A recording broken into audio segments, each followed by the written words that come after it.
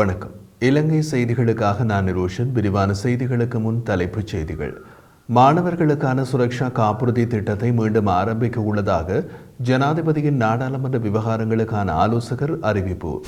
வளங்களை தேசியமயமாகும் உரிமை அரசாங்கத்திற்கு இல்லை என்று டலஸ் அழகபெரும தெரிவிப்பு. அமெரிக்காவின் நலன் கருதியே ஆய்வு கப்பல்கள் இலங்கைக்கு வருவதற்கு தடை விதிக்கப்பட்டது என நாடாளுமன்ற உறுப்பினர் உதய கமன்பில குற்றச்சாட்டு. எந்த ஒரு தேர்தல்களையும் எதிர்கொள்வதற்கு தயார் முன்னாள் ஜனாதிபதி மஹிந்த அறிவிப்பு. தொடர்வது விரிவான செய்திகள். சுரக்ஷா காப்புறுதி திட்டத்தை மீண்டும் ஆரம்பிக்க உள்ளதாக ஜனாதிபதியின் நாடாளுமன்ற விவகாரங்களுக்கான ஆலோசகர் ஆஷு மாரசிங்க தெரிவித்துள்ளார்.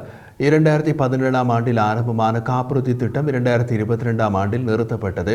நாட்டின் குழந்தைகளை பற்றி சிந்தித்து சுகாதாரத்த காப்புறுதி துறையை ஆரம்பிக்க வேண்டியது அவசியம் என்று தெரிவித்த அவர், பாடசாலை செல்லும் மாணவர்களின் ஆரோக்கியத்தை மேம்படுத்துவதற்கு சுரக்ஷா காப்புறுதி திட்டம் உதவும் என்றும் தெரிவித்துள்ளார். மேலும் தெரிவிக்கையில், அமைச்சரவையின் தீர்மானத்தின் பிரகாரம் காப்புறுதியின் நிபுணத்துவம் பெற்று இலங்கை காப்புறுதி கூட்டுத்தாபனம் போன்ற நிறுவனம் காப்புறுதி திட்டத்திற்கு பங்களிக்க உள்ளது.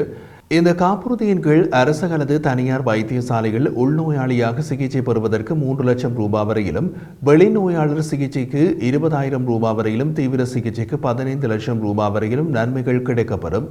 அனைத்து அரசு பாடசாலைகள் மற்றும் அரசு அங்கீகாரம் பெற்ற தனியார் பாடசாலைகள் மற்றும் விசேட பாடசாலை மாணவர்கள் இந்த காப்புறுதியை பெற உரித்துடையவர்கள் என்றும் ஆஷு மாரசிங்க தெரிவித்துள்ளார். நாட்டின் தேசிய வளங்களை தேசியமயமாக்கும் உரிமையோ ஆணையோ ஜனாதிபதி தலைமையிலான அரசாங்கத்திற்கு இல்லை என நாடாளுமன்ற உறுப்பினர் டலஸ் அழகபெரும தெரிவித்துள்ளார். கொழும்பில் நேற்று வியாழக்கிழமை ஊடகங்களுக்கு கருத்து தெரிவிக்கும் போது அவர் இதனை தெரிவித்திருந்தார். மேலும் கருத்து தெரிவித்த டலஸ் அழகபெரும, பொதுஜன பெரமுனவின் லட்சிய தலைவரான மஹிந்த ராஜபக்ச தற்போதைய நிர்வாகத்தை அனாதரவான நிலைக்கு தள்ளியுள்ளார்.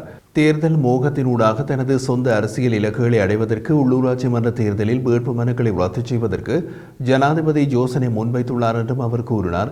உள்ளூராட்சி மன்ற தேர்தலுக்காக தாக்கல் செய்யப்பட்ட வேட்பு மனுவை ரத்து செய்வது குறித்தும் பழைய முறையின் கீழ் அடுத்த வருடத்திற்குள் மாகாண சபை தேர்தலை நடத்துவது தொடர்பில் முக்கிய தரப்பினரோடு கலந்தாலோசிக்குமாறு ஜனாதிபதி ரணில் விக்ரமசிங்கே கடந்த திங்கட்கிழமை இடம்பெற்ற அமைச்சரவை கூட்டத்தில் பிரதமர் தினேஷ் குணவர்த்தனவுக்கு ஆலோசனை வழங்கப்பட்டது.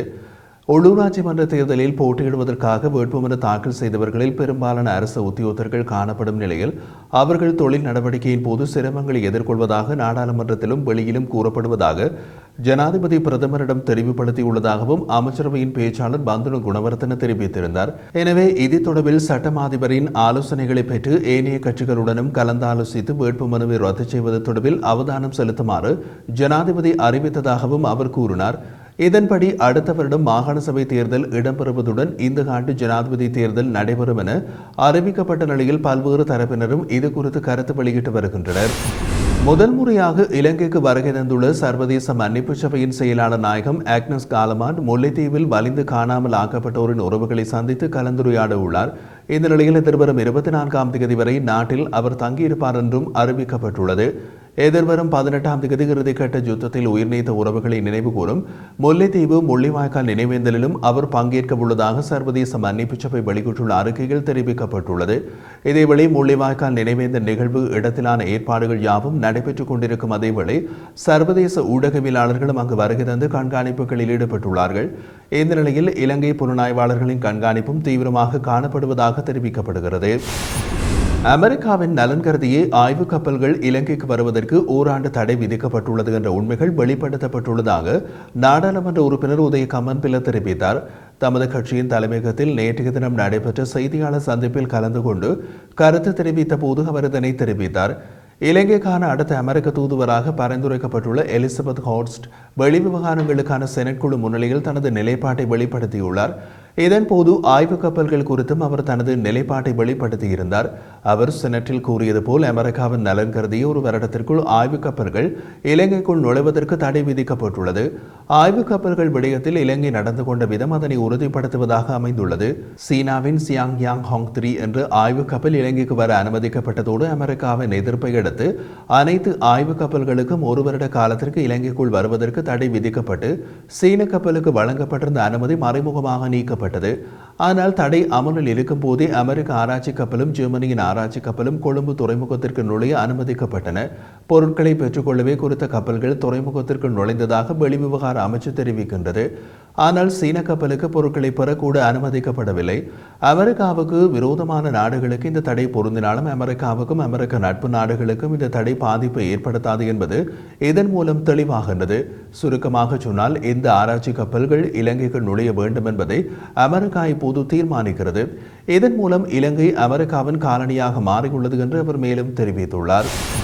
பொது தேர்தலாக இருந்தாலும் சரி, ஜனாதிபதி தேர்தலாக இருந்தாலும் சரி, எந்த ஒரு தேர்தலையும் எதிர்கொள்வதற்கு ஸ்ரீலங்கா பொதுஜன பெரமுன தயாராக இருப்பதாக முன்னாள் ஜனாதிபதி மஹிந்த ராஜபக்ச குறிப்பிட்டுள்ளார். கொழும்பில் இடம்பெற்ற நிகழ்வொன்றின் போது ஊடகவியலாளர்கள் எழுப்பிய கேள்விக்கு பதிலளித்த போதே அவர் இந்த விடயத்தை தெரிவித்தார். அத்துடன் தாம் உட்பட கட்சியின் 99% உறுப்பினர்கள் தேசிய சொத்துக்களை விற்பனை செய்வதற்கு எதிரான நிலைப்பாட்டையே கொண்டுள்ளதாகவும் குறிப்பிட்டிருந்தார். மேலும் இந்த அரசாங்கத்தின் செயற்திட்டங்களை தாங்கள் அங்கீகரிக்கவில்லை என்றும் இந்த நிலையில் நாட்டின் நலனுக்காக அரசாங்கத்திலிருந்து விலகி செயற்படுவதற்கு தயார் என்றும் முன்னாள் ஜனாதிபதி மஹிந்த ராஜபக்ச தெரிவித்துள்ளார். பேச்சுவார்த்தைக்கு தயாராக உள்ள எவருடனும் பேச்சுவார்த்தையை நடத்துவதற்கு தயார் என்று ஜனாதிபதி ரணில் விக்ரமசிங்க அறிவித்துள்ளார். நேற்று பிற்பகல் ஜனாதிபதி செயலகத்தில் ஊடகவியலாளர்கள் குழுவுடனான சந்திப்பின் போதே ஜனாதிபதி மேற்கண்டவாறு தெரிவித்தார். மேலும் தற்போதைய அரசாங்கம் 3 பணிகளை நிறைவேற்றியுள்ளது. நீதியை நடைமுறைப்படுத்துவதன் ஊடாக சட்டத்தின் ஆட்சியினை நாம் பலப்படுத்தியுள்ளோம். ஏற்றுமதியை அடிப்படையாக கொண்ட பொருளாதாரத்தை உருவாக்குவதற்கான சட்டங்களையும் நாங்கள் நடைமுறைப்படுத்தியுள்ளோம். ஊழலுக்கு எதிரான சட்டங்களையும் நாங்கள் அமுல்படுத்தியுள்ளோம். இந்த கடினமான பணிகளை வெற்றிகரமாக செயல்படுத்த அனைவரின் ஆதரவையும் நான் எதிர்பார்க்கின்றேன். எதிர்வரும் ஜனாதிபதி தேர்தலில் போட்டியிடுவீர்களா என்று ஊடகவியலாளர் எழுப்பிய கேள்விக்கு பதிலளித்த ஜனாதிபதி சமூகத்தில் நிலவும் கேள்வியை அப்படியே இருக்க விடுவதாக தெரிவித்துள்ளார்.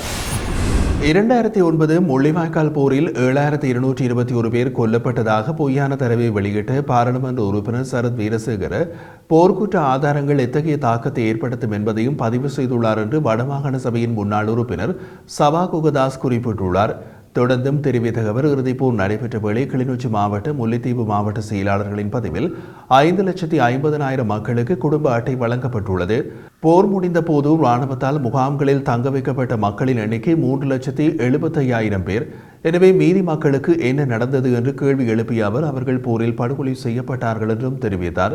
யுத்தம் முடிந்த பின்னர் பல தரப்புகள் வேறுபட்ட எண்ணிக்கையில் கொல்லப்பட்ட மக்களின் தொகையினை வெளியிட்டன. உதாரணமாக ஐநாவின் தலஸ்மன் அறிக்கை 40,000 பேர் கொல்லப்பட்டதாக கூறியுள்ளது. எனவே சரத் வீரசேகர பொய்யான தரவுகளை கூறி இறுதிப் போரில் இனப்படுகொலை நடைபெறவில்லை என்றும் அந்த போரில் மிக குறைவாக புலிகள் உட்பட 7,000 பேர் கொல்லப்பட்டதாகவும் பொய்ப்பித்தலாட்டம் போடுகிறார் என்றும் தெரிவித்திருந்தார். தேர்தல் ஆணையம் தேர்தல் திகதியை அறிவித்தவுடன் வாக்குச்சீட்டு அச்சடிக்கும் பணி தொடங்கும் என அரசாங்க அச்சுத் திணைக்களம் தெரிவிக்கின்றது.